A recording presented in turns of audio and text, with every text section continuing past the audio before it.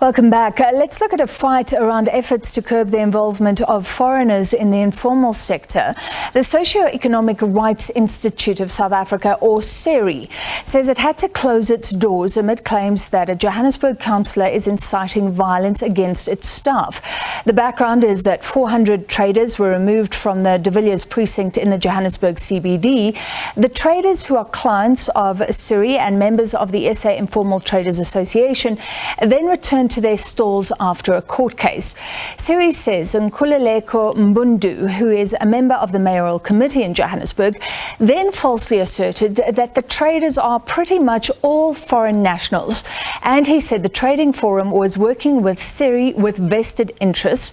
Since then, SERI says xenophobic groups and individuals have reacted by circulating images of SERI staff and have threatened to burn down SERI's offices. To discuss, we're joined by that Joburg Economic Development MMC, Nkululeko Mbundu. He's with us on the line, and we're joined by SERI's Executive Director, Nomzamo Zondo. Ms. Zondo, let me start with you. So did you provide the lawyers, just tell us SERI's involvement? Why did you get involved in this case involving these traders? Why were they removed? I just want to make sure that we have the background clear here. Thank you so much, Francis. So SERI has acted for these specific informal traders since October of 2013. This relationship started when the former mayor of Johannesburg started an operation that was called Operation Clean Sweep. At that time, he had posted Johannesburg Metro Police officers in a big part of the CBD, and traders were informed that the city wants to verify that they are there lawfully, and the city wants to manage informal trading in the city, and of course wants to clean crime and grime. At that time, the traders were told they must verify themselves at the Johannesburg Metro Center. They did that. We acted for 1,211 informal traders in the inner city of Johannesburg at that time. We then got a court order that was issued by the Constitutional Court interdicting the city from interfering with the trading of those 1,211 informal traders. It was that order that we felt that the Wiamto operation that has been championed by MMC Mbundu and MMC Dembe infringed. Because what happened on the 19th of July was that the JMPD officers were once more posted at De Villiers Street and Plain Street, in an area that's between De Villiers, Plain, Klein and 6th Street, and informal traders could not trade there. To us and the informal traders, it looked very familiar. It looked exactly like Operation Clean Sweep. And when and the MMC, I think, communicated that informal traders must go to a certain place to verify themselves. Once they do, they can return to trading. We then communicated with the MMC. In fact, the attorney in our office who's managing this case was on the ground when the MMC arrived at De Villiers and tried to approach him, but was stopped by someone in his team who gave her a telephone number and said, "You can contact us." When she followed up with that person said, "Look, if you have any questions, our legal team's contacts, get in touch with them." We then took instructions from our clients. So in this case, we act for 604 informal traders, plus the South African Informal Traders Forum. And we took instructions, and then we sent a letter of demand to the city, and we said, your actions are in contempt of the court order of 5 December 2013. Write us back, allow our clients back to trade, otherwise we'll litigate against you. This correspondence was ignored.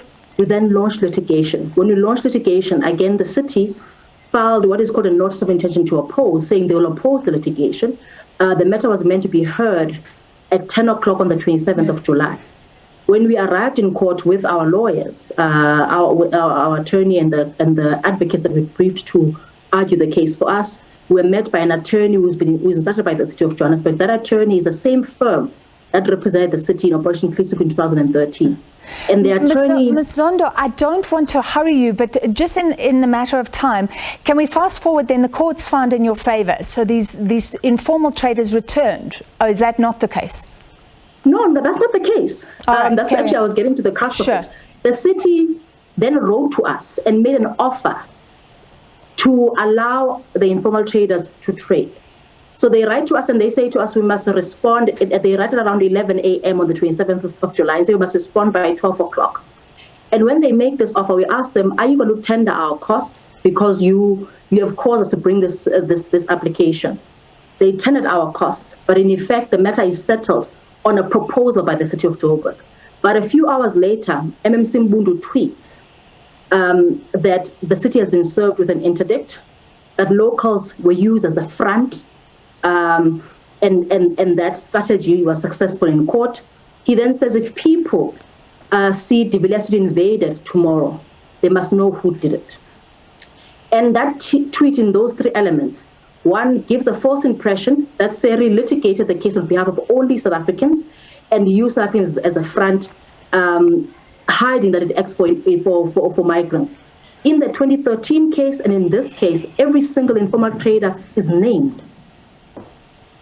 He then makes the allegation that the place will be invaded. But these traders have been trading here for over 8 years. There is no invasion. It's in fact a return to what was normal up until the 19th of July. And you say they've been verified as legal. They are allowed to be there because this process has happened before even. As I explained, the verification happened in 2013. Yeah. They were verified as trading there in 2013. In 2020, at least in relation to the traders that trade off the Villiers Street, the city of Johannesburg was involved in litigation with us where the property owner who owns one of the neighboring buildings had complained about how trading affects the compliance with COVID regulations. And in that litigation, the city collaborated with us. So they know our clients, know our clients are lawfully trading there, but then the complaint that they have now is the complaint they had in 2013 that there are people who are unlawfully trading in that area, and therefore no one should trade. And the Court said clearly in a judgment penned in 2014 that that's not good enough. You don't get to stop people who are lawfully trading there because of other people are unlawfully there. Yes, and I hope we have time to get to the whole issue of why they were removed in the first place. But I really want to give the MMC a chance to respond to the claims of inciting violence. So I need you very quickly to tell me what happened since the MMC's tweets. I understand the office was closed. There was real concern around staff. Just very quickly tell me what happened since the tweets. The two lawyers working on the case have received phone calls telling them to watch their backs. All of our staff have had their pictures pasted on Twitter and people told to follow us home and know our addresses. People have asked why we should live to see the victory of patriotic citizens. People have said we're testing the water with both our feet. There's been people have said we must be invited to a disused Krugersdorp mine. Throughout all of this, they've tagged some of our staff members, even at the MMC, I invite him to go even this morning to check the tweets that I've been tagged in and say if he's comfortable with those tweets. MMC Nkululeko Mbundu is with us on the line. MMC, did you try and incite violence against SERI staff members? Well, hi, good evening and good evening to your viewers. Absolutely not. As a matter of fact, we condemn violence. We do not promote it in any shape or form. And in this particular case, there's absolutely no way that we incited violence. Based on what SERI is claiming, that I retweeted their details on Twitter. It's actually something that they tweeted themselves. They tweeted their details with a statement clearly outlining what it is that they have done. And all I simply did was to retweet that. So I do not understand how that amounts to incitement of violence. Did you say that the traders organization is working with SERI and there are vested interests? Did you say that these people are pretty much all foreigners? I think you need to the lady from SERI would need to point out to us at what point where I mentioned that SERI is working with illegal traders. I think here we are conflating issues and we are really ballooning things that are not related. Yeah. There is a tweet that talks to invested interest. It's separate. It has no mention to SERI. There's no mention to anybody in particular. And in this particular case, I don't understand how they try and put one and one together. So here's an attempt to try and scapegoat what is happening on the basis of tweets that have gone out. There's no single tweet that mentions vested interest and SERI in one and illegal immigrants. Ms. Zondo, can you clarify your issue with the tweet and respond to what the MMC is saying? Definitely. If you just give me enough time to do it, Francis.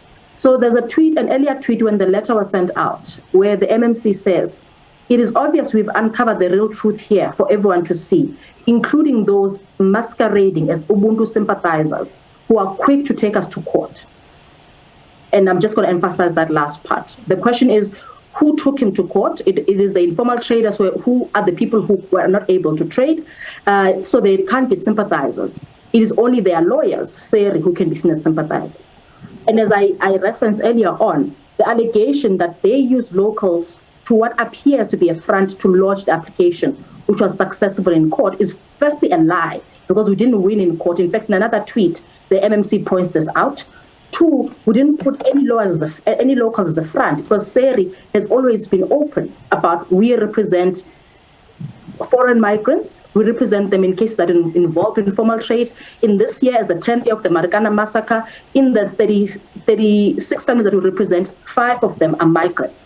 He then says, the MMC then says, "It has become apparent we are dealing with a syndicate with big vested interests." Someone asks him what he means, and he says, in fact, in relation specifically to the court, and he says, "No, I can never say that a court is part of a syndicate," right? Meaning that in the people that he's attacking, he's excluding the court. But then within the court, there remains SERI, there remains the informal traders. And then the last thing, Francis, if you just let me add, someone else asks him to seek the advice of Gayton Mackenzie on what he's doing in the Karoo to manage informal trade. And he says, is Gayton Mackenzie dealing with an NGO with a constitutional court order in the Karoo? And if you look at the first that I referenced, it's quite clear when he says know who did it. It's what is called dosing, which is telling people that you must make the lives of these people difficult. If he is unsure that his tweets are the source of this, he must then go check why the threats to bend down our office tag the city of Johannesburg. Yeah. The threats to follow our staff similarly do so. MMC, that's pretty clear going through the tweets and responses. Your response? Again, let me just go back to the issue of using funds as local. Any reference to illegality here relates to illegal traders using legal traders as a fund. That's very clear. It's got nothing to do with SERI. It's got nothing to do with any of the NGOs for that matter. Then again, I think we are finding ourselves in a court of public opinion. I think in this particular instance, if SERI has a strong opinion that I'm responsible for inciting violence, our law enforcement is readily available, and they're more than welcome to go and report that. All I've got to state is that we go to Villiers Street.